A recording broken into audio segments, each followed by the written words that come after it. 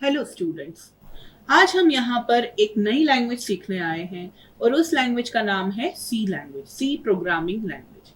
हम पहले सी programming language आखिर है क्या, किसने डिस्कवर करी, किसने इन्वेंट करी, ये सारी चीजें समझने से पहले हम सबसे पहले ये जानेंगे कि आखिर हमें प्रोग्रामिंग की जरूरत क्या है। What is the need of programming in our life. हमारी जो लाइफ है उसमें हमें प्रोग्रामिंग की आखिर जरूरत है क्या। हमारे पास अगर कोई क्वेश्चन है और वो क्वेश्चन हम चाहते हैं कि हमारा कंप्यूटर इसे डील करे, हमारा कंप्यूटर उसे सॉल्व करे। फॉर एग्जाम्पल मैं चाहती हूँ यहाँ पे 1+3 परफॉर्म करा जाए, दैट मीन्स एक तरीके का एडिशन परफॉर्म किया जाए, और मैं चाहती हूँ कि वो हमारा कंप्यूटर करे। तो उसके लिए मुझे एक प्रोग्रामिंग लैंग्वेज आना जरूरी होता है। अब ये प्रोग्रामिंग लैंग्वेज आखिर होती क्या है? बेसिकली हमें किसी भी एक काम को, दैट मीन्स ये जो हमारा काम है इसे हमें कंप्यूटर से करवाना है, उसके लिए हमें कुछ इंस्ट्रक्शंस देने पड़ेंगे। दैट मीन्स वो इंस्ट्रक्शंस क्या होंगे? सबसे पहले इंस्ट्रक्शन हो जाएगा हमारा कि हमारे पास एक फर्स्ट नंबर होना चाहिए जिसकी वैल्यू है हम 1। फिर उसके बाद हमारे पास सेकेंड नंबर होना चाहिए जिसकी वैल्यू है 2, 3। फिर उसके बाद हमारा इन दोनों ही नंबर्स का क्या होना चाहिए? एडिशन।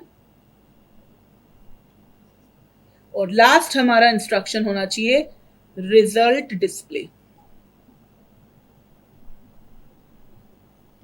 सो ये हमारे एक सिंपल सा एडिशन जो हम करा रहे हैं 1+3, उसके लिए हमारे ये इंस्ट्रक्शंस हो गए। और हम चाहते हैं कि ये इंस्ट्रक्शंस हम कंप्यूटर को दें और इंस्ट्रक्शंस को कंप्यूटर पाते ही हमें इसका आंसर रिजल्ट डिस्प्ले कर दे 4। तो इन इंस्ट्रक्शंस के लिए हमें चाहिए प्रोग्रामिंग लैंग्वेज। अगर हमें ये हम इस चीज को बोले कि इन इंस्ट्रक्शंस को, सेट ऑफ इंस्ट्रक्शंस को हम क्या बोलेंगे यहाँ पर? प्रोग्राम। और वही प्रोग्राम हम प्रोग्रामिंग लैंग्वेज को यूज करके बनाकर कंप्यूटर को देंगे और वो कंप्यूटर इन इंस्ट्रक्शंस को समझकर ये एडिशन परफॉर्म करके रिजल्ट यहाँ पे प्रिंट कर देगा। तो इस प्रकार हमें प्रोग्रामिंग की जरूरत पड़ती है हमारे जो भी प्रॉब्लम्स हैं, जो हमारे लॉजिकल और कंप्यूटेशनल प्रॉब्लम्स हैं, उन्हें सॉल्व करने के लिए। कंप्यूटर बेसिकली है क्या? Computer is a general purpose machine which performs computational task. Computer एक जनरल पर्पस मशीन है जो हमारे जितने भी कंप्यूटेशनल टास्क हैं, जो हमारे इस तरीके के टास्क है, लॉजिकल टास्क है, कंप्यूटेशनल टास्क है, अर्थमेटिक टास्क हैं, उन्हें वो क्या करता है? सॉल्व करता है और वो परफॉर्म करता है और फिर हमें रिजल्ट उसका निकाल के देता है। और हम यहाँ पे उस रिजल्ट को बोलते हैं आउटपुट। तो हम क्या करते हैं? यहाँ पे कुछ इंस्ट्रक्शंस लिख कर देते हैं और वो इंस्ट्रक्शंस हम कंप्यूटर को समझाते हैं और कंप्यूटर इंस्ट्रक्शंस को समझता है और फिर उसके बाद वो पर्टिकुलर टास्क कंडक्ट करता है। तो हमारे इस एग्जांपल में उसने 1+3 का टास्क था, वो उसने इस इंस्ट्रक्शंस को रीड करके हमें समझाया, हमने कंप्यूटर को समझाया कि आपको ये टास्क परफॉर्म करना है। अभी हमारा जो कंप्यूटर है उसका मैंने बारे में क्या बोला कि वो एक जनरल पर्पस मशीन है तो मशीन ही। और मशीन समझती क्या है? सिर्फ 0 और 1। दैट मीन्स जो हमारे बाइनरी डिजिट्स हैं 0 एंड 1, सिर्फ कंप्यूटर को यही समझ आता है। और इन 0 और 1 की लैंग्वेज को, इन 0 और 1 की भाषा को हम बोलते हैं मशीन लैंग्वेज, और यही हमारे कंप्यूटर को समझ आता है। तो अगर मैं उसकी भाषा में, कंप्यूटर की भाषा में अगर मैं इस प्रोग्राम को लिख रही होती तो मुझे 1 के लिए कुछ एक बाइनरी डिजिट लिखना पड़ता और वो डिजिट कुछ इस प्रकार होता 0 0 0 0 0 0 0 0 0 1। फाइन, 1 मुझे कुछ इस प्रकार लिखना पड़ता, राइट। ये इतना बड़ा स्टेटमेंट हमारा होता, इतना बड़ा जो हमारा बाइनरी कोड है वो होता 1। उसके बाद मुझे कुछ एडिशन के लिए भी, यहाँ पे मैं अभी एग्जांपल के तौर पे बोल रही हूँ, जरूरी नहीं उस प्लस ऑपरेटर का यही क्या हो, बाइनरी कोड हो। तो 0 0 1 0 1 1 0 0 1 1 0 इस प्रकार कुछ एडिशन के लिए है। फिर उसके बाद 3 के लिए हमें बाइनरी कोड लिखना पड़ता, तो 0 0 0 0 0 0 1 1 इस प्रकार हम कुछ 3 का लिखते बाइनरी कोड। और इस पूरे प्रोग्राम को परफॉर्म करने के लिए हमने ये जो इंस्ट्रक्शंस लिखे हैं उन्हें भी हमें बाइनरी कोड में लिखना पड़ता। तो ये बहुत एक टफ टास्क हो जाता। और सबसे बड़ी बात, हर एक कंप्यूटर के लिए, हर एक, या फिर मैं और क्लियरली बोलूं, हर एक सीपीयू के लिए, हर एक मशीन के लिए अलग कोड लिखना पड़ता, क्योंकि जो हमारी मशीन लैंग्वेज होती वो हमारी मशीन डिपेंडेंट होती है। आप जिस कंप्यूटर पे वर्क कर रहे हैं उसके ऊपर हमें उसी के लिए नया कोड फिर से एडिशन के लिए लिखना पड़ता, तो ये बहुत हैक्टिक और टफ टास्क हो जाता। तो इसे ओवरकम करने के लिए हमारे पास प्रोग्रामिंग लैंग्वेजेस आई, और उन प्रोग्रामिंग लैंग्वेजेस के थ्रू हम हमारे प्रोग्राम्स लिखकर हम हमारे कंप्यूटर को ये समझाते हैं कि इस तरीके से हमारे इंस्ट्रक्शंस हैं। और हमारा कंप्यूटर के पास एक तरीके का ट्रांसलेटर होता है, हम आने वाले वीडियोस में समझेंगे कि वो कंपाइलर किस तरीके से वर्क करता है, और वो कंपाइलर जिस लैंग्वेज में हम उस कंप्यूटर को इंस्ट्रक्शंस देते हैं उसे वो कन्वर्ट करता है, ट्रांसलेट करता है मशीन लैंग्वेज में, बाइनरी 0 और 1 की लैंग्वेज में, ताकि वो कंप्यूटर समझ सके और एग्जीक्यूट कर सके, और एग्जीक्यूट करने के बाद हमें आउटपुट शो कर सके। तो ये जरूरत होती है हमारे प्रोग्रामिंग की, प्रोग्राम्स की और प्रोग्रामिंग लैंग्वेज की। अब ये जो हमारी प्रोग्रामिंग लैंग्वेज होती है वो होती तो एक लैंग्वेज ही है। जिस प्रकार हम एक लैंग्वेज यूज करते हैं, इंग्लिश यूज करते हैं, हिंदी यूज करते हैं, इंग्लिश जब हम यूज करते हैं तो इंग्लिश बोलने के लिए सबसे बेसिक फंडामेंटल चीज हमें आना क्या जरूरी है? सबसे बेसिक फंडामेंटल चीज, हमें अल्फाबेट्स आना जरूरी है। उसी प्रकार हमें यहाँ पर हिंदी में हमें हमारे, जैसे हम क ख ग, जो हमारा वर्णमाला होती है वो आना जरूरी होता है। उसके बगैर हम कभी अल्फाबेट के वर्ड्स नहीं बना सकते और हम वर्णमाला का कभी शब्द नहीं बना सकते। फिर उसके बाद जब हमें वर्ड्स बनाना आ जाए इंग्लिश लैंग्वेज में तो हमें उसके सेंटेंसेस बनाना सीखना पड़ता है, हम उसे मीनिंगफुल मैनर में, ताकि उस पर्टिकुलर लाइन का, उस पूरी पंक्ति का एक सही अर्थ निकले, एक सही आंसर निकले, वो हम सेंटेंसेस को उस तरीके से हम वर्ड्स को अरेंज करते हैं, तब हमारा वो एक प्रॉपर सेंटेंस बनता है। तो बिना अल्फाबेट सीखे वर्ड्स नहीं पढ़ पाएंगे, बिना वर्ड सीखे हम सेंटेंस नहीं बना पाएंगे, और जब हम सेंटेंसेस सही से कंस्ट्रक्ट करने लग जाएंगे तब जाकर हम एक पैराग्राफ लिख पाएंगे। और इतना सब कुछ जानने के बावजूद हमारा जो पैराग्राफ होगा वो मीनिंगफुल तब ही होगा जब हम इंग्लिश की ग्रामर जानते होंगे या फिर हिंदी में हम व्याकरण जानते होंगे। अगर हम ग्रामर नहीं जानेंगे तो हमें नहीं पता है हमें प्रपोजिशंस किस तरीके से लगाने हैं, हमें प्रोनाउन किस तरीके से यूज करना है, हमें नाउन किस तरीके से यूज करना है, अगर हिंदी की बात करें तो संज्ञा किस तरीके से यूज करना है हमें, और हम क्रिया किस तरीके से यूज कर सकते हैं, वर्ब्स। इसके अलावा हम प्रपोजिशंस किस तरीके से यूज कर सकते हैं, हमें कंजक्शंस किस तरीके से यूज करना है, एडजेक्टिव, एडवर्ब, ये सब हम किससे सीखते हैं? हमारी इंग्लिश लैंग्वेज की ग्रामर की। तो जो हमारे प्रोग्रामिंग लैंग्वेज होती हैं, कोई सी भी हो, चाहे वो सी हो, C++ हो, जावा हो, पाइथन हो, पर्ल हो, जितनी भी हमारे पास प्रोग्रामिंग लैंग्वेजेस हैं, उन सभी के पास खुद का एक कैरेक्टर सेट होता है। जैसे हमारे पास हमारे अल्फाबेट होते हैं, वर्ड्स होते हैं, सेंटेंसेस होते हैं। ये कैरेक्टर सेट भी हम आने वाली वीडियो में समझेंगे। लेकिन हमें इंग्लिश बोलने के लिए, करेक्टली सही से हमारे कम्युनिकेट करने के लिए हमें इन वर्ड्स और अल्फाबेट्स और सेंटेंसेस का आना जरूरी होता है। वैसे ही प्रोग्रामिंग लैंग्वेज को सही से इंस्ट्रक्शंस को लिखने के लिए हमें जो प्रोग्रामिंग लैंग्वेज का बेसिक फंडामेंटल कैरेक्टर सेट है, या फिर उसके जो हमारे इंस्ट्रक्शंस हैं, या हमारे पास आइडेंटिफायर्स हैं, लिटरल्स हैं, इन सब का जानना हमें जरूरी होता है। तो आने वाली वीडियोस में हम ये भी स्टेप बाय स्टेप समझेंगे कि हम किस तरीके से, जैसे हम यहाँ पे अल्फाबेट्स यूज करते हैं वहां पे हम क्या यूज करेंगे, हम वर्ड्स यूज करते हैं तो हम प्रोग्रामिंग लैंग्वेज में क्या यूज करेंगे, हम सेंटेंसेस यूज करते हैं तो प्रोग्रामिंग लैंग्वेज में इंस्ट्रक्शन किस तरीके से लिखेंगे, और अगर हम पैराग्राफ बना पाते हैं इंग्लिश में तो हम प्रोग्रामिंग लैंग्वेज में एक प्रोग्राम किस तरीके से बना सकते हैं। और इतना सब कुछ करने के बाद भी हमें ग्रामर चेक करनी है, तो हमारा जो ग्रामर है हमारी प्रोग्रामिंग लैंग्वेज के लिए उसे हम कहते हैं सिंटेक्स। वो सिंटेक्स हम किस तरीके से समझ पाएंगे ये भी हम आने वाली वीडियोस में देखेंगे। तो ये जो मैंने अभी बात करी ये सिर्फ सी प्रोग्रामिंग लैंग्वेज तक लिमिटेड नहीं है। आप जो भी प्रोग्रामिंग लैंग्वेज पढ़ने जाएंगे उसके इंट्रोडक्शन में आपको यही पढ़ना पड़ेगा कि आखिर उस प्रोग्रामिंग लैंग्वेज का सिंटेक्स है क्या।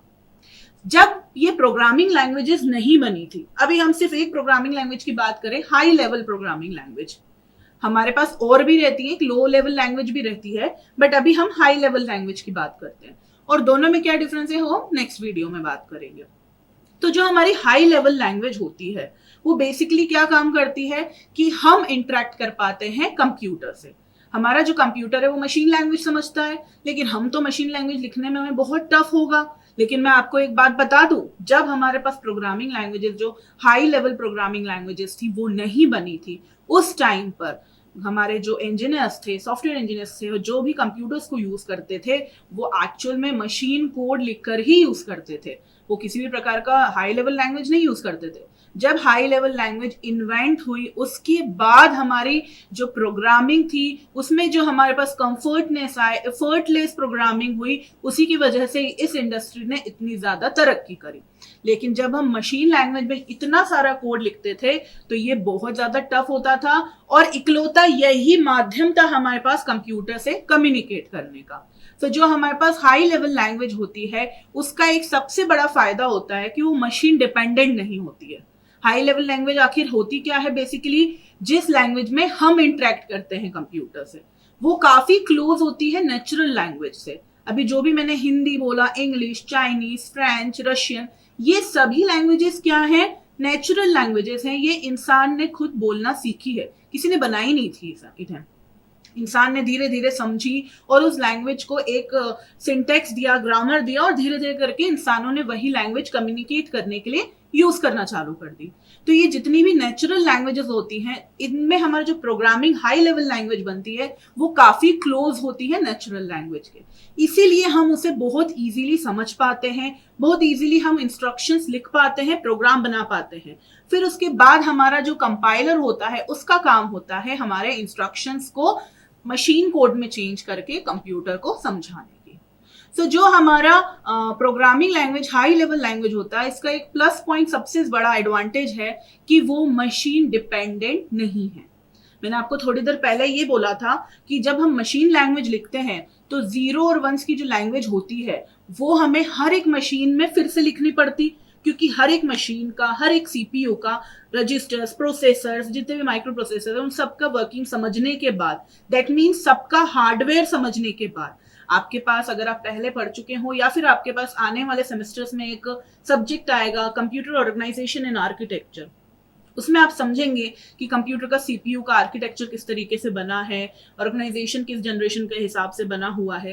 तो कंप्यूटर्स में हम मशीन लैंग्वेज जो लिखते थे वो मशीन डिपेंडेंट इसीलिए होती है क्योंकि हमें उस पर्टिकुलर मशीन के पूरा कॉन्फ़िगरेशन को समझना पड़ता है, पूरे हार्डवेयर को। लेकिन हाई लेवल लैंग्वेज में ऐसी कोई प्रॉब्लम नहीं है। हम हाई लेवल लैंग्वेज में डायरेक्टली लिख सकते हैं हमारी जो लैंग्वेज का सिंटेक्स बना है उसमें, क्योंकि अल्टीमेटली कंपाइलर ने उसे कन्वर्ट करना है। सो ये मशीन डिपेंडेंट नहीं होती है और हमें हर एक कंप्यूटर के लिए फिर से एडिशन प्रोग्राम लिखना जरूरत नहीं होगा। हम एक बार इंस्ट्रक्शंस प्रोग्राम लिख देंगे एडिशन के लिए और उस पर्टिकुलर कोड को हम किसी भी मशीन पर रन कर सकते हैं। तो ये हमारा हाई लेवल लैंग्वेज का एक सबसे बड़ा एडवांटेज होता है जिसने मशीन लैंग्वेज की लिमिटेशन को ओवरकम कर दिया। चलिए अब हम आते हैं हमारी सी लैंग्वेज पर। सबसे पहले हमें सी लैंग्वेज डेवलप किसने करी है वो पता होना चाहिए। सी लैंग्वेज डेवलप करी है हमारे डेनिस रिची सर ने, जो 1972 में हुई थी बेल लेबोरेटरीज में, यूएसए, न्यू जर्सी में। ये जो हमारी सी लैंग्वेज है ये एक्चुअल में बी लैंग्वेज की सक्सेसर है। बी लैंग्वेज केन थॉमसन सर ने बनाई थी और वो भी हमारे जो बी लैंग्वेज बनी थी वो बेसिकली ऑपरेटिंग सिस्टम्स के लिए बनी थी, वो हमारी सिस्टम एप्लीकेशंस के लिए बनी थी। हमारे पास दो टाइप के सॉफ्टवेयर्स होते हैं, दो टाइप के एप्लीकेशंस होते हैं। पहला होता है हमारा सिस्टम एप्लीकेशन, दूसरा होता है हमारे सिस्टम सॉफ्टवेयर्स और दूसरा होता है हमारा एप्लीकेशन सॉफ्टवेयर्स। सिस्टम सॉफ्टवेयर्स क्या होते हैं? जो हमारे कंप्यूटर के हार्डवेयर से डील करते हैं। और एप्लीकेशन सॉफ्टवेयर्स क्या होते हैं? जो हमारे यूजर को एक तरीके का ग्राफिकल इंटरफेस देता है ताकि हमारा जो यूजर है वो अपने हाई लेवल लैंग्वेज में या फिर अपने थ्रू वो बात कर सके कंप्यूटर से। अभी हम इसमें अगर चेंजेस देखें तो सिस्टम सॉफ्टवेयर्स हमारे ओएस के जितने सॉफ्टवेयर्स होते हैं हार्डवेयर से रिलेटेड, ये सब, ओएस मींस ऑपरेटिंग सिस्टम, तो ये सब हमारे आते हैं सिस्टम सॉफ्टवेयर्स में। लेकिन जो एप्लीकेशन सॉफ्टवेयर है, फॉर एग्जांपल आप वर्डपैड यूज कर रहे हैं, पेंट सॉफ्टवेयर यूज कर रहे हैं, किसी भी प्रकार का आप विंडोज अपने अगर ऑपरेटिंग सिस्टम सुना हो, जो कि आजकल बहुत कॉमन है, एंड्रॉइड ऑपरेटिंग सिस्टम सुना हो, अगर आप व्हाट्सएप यूज कर रहे हैं तो व्हाट्सएप भी क्या है? एक एप्लीकेशन सॉफ्टवेयर है।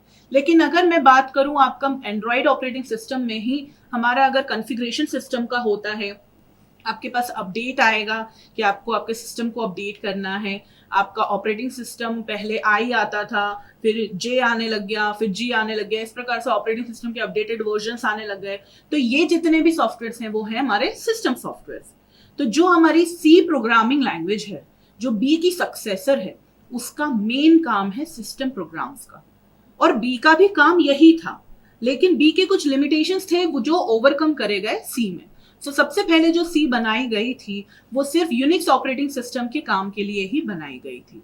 उसके बाद धीरे धीरे because of its simplicity, simpleness, robustness, और हमारे जो सी लैंग्वेज है उसकी जो लाइब्रेरीज हैं वो काफ़ी छोटी, उसकी जो हमारे कीवर्ड्स हैं वो काफ़ी छोटे हैं, तो बहुत इजीली समझ आ जाती है। इस कारण वो इतनी ज़्यादा पॉपुलर हुई कि आज भी हम पहली अगर लैंग्वेज कोई समझना चाहता है तो हम प्रेफर करते हैं कि वो सी लैंग्वेज समझे, आगे जाकर उसी का सक्सेसर C++ समझ सके। तो जो हमारी सी लैंग्वेज थी वो यूनिक्स ऑपरेटिंग सिस्टम के लिए बनाई गई थी। और सिस्टम प्रोग्रामिंग बेसिकली क्या होता है, हमारे सिस्टम सॉफ्टवेयर को डेवलप करने के लिए बनता है। सिस्टम सॉफ्टवेयर जैसे हमारे ड्राइवर हुए, कर्नेल हुए, तो ये basically C programming language deal किससे कर रहा है, लो लेवल प्रोग्रामिंग से। दैट मीन्स बहुत इजीली ये क्लोज टू कर्नेल हमारा इजीली हमारे प्रोग्राम्स डेवलप हो जाते हैं सी प्रोग्रामिंग लैंग्वेज में। लिनक्स का कर्नेल बना है सी लैंग्वेज में। हमारे पास जितनी भी वेब रिलेटेड इंटरनेट लैंग्वेजेस हैं, हमारे पास वेबसाइट डेवलपमेंट के लिए लैंग्वेजेस हैं, PHP, .NET, जावा, ये सब नहीं बन पाती अगर सी लैंग्वेज नहीं बनी होती। हमारी सी लैंग्वेज 1980s में काफ़ी पॉपुलर हुई थी, वाइडली यूज हुई थी। इसी वजह से ANSI ने स्टैंडर्डाइज कर दिया था 1989 में सी लैंग्वेज को, और उसके बाद वो ANSI बुलाने लग गए। जो हमारा सी प्रोग्राम होता है वो बेसिकली उस प्रोग्राम का जो नाम होता है हम .c एक्सटेंशन से बनाते हैं। हम जैसे जैसे आगे बढ़ेंगे हमारी पूरी सीरीज में, हम ये समझेंगे कि सी लैंग्वेज का प्रोग्राम किस तरीके से बनता है, कैसे सेव करते हैं हम उसमें, किस तरीके से अलग अलग कंप्यूटेशनल वर्क, लॉजिकल वर्क करते हैं। तो सी जो हमारा प्रोग्राम होता है, सी का प्रोग्राम, फॉर एग्जाम्पल मैंने यहाँ पर बनाया प्रोग्राम का नाम abc.c। ये प्रोग्राम कंपाइलर के पास जाता है कंप्लीटली, और ये जो हमारा कंपाइलर होता है इसे कन्वर्ट करता है मशीन लैंग्वेज में, और हमारे पास एक ऑब्जेक्ट कोड आता है कंप्यूटर के पास .exe फाइल में। फाइन, अगर आप विंडोज पे वर्क कर रहे हैं तो बेसिकली इस तरीके से हाई लेवल लैंग्वेज हमारी ट्रांसलेटर के थ्रू, हमारा यहाँ पे कंपाइलर है उसके थ्रू कन्वर्ट होके, ट्रांसलेट होके ऑब्जेक्ट कोड बनती है, मशीन कोड बनती है, जो हमारा कंप्यूटर समझ पाता है। तो ये बेसिक इंट्रोडक्शन था सी प्रोग्रामिंग लैंग्वेज का।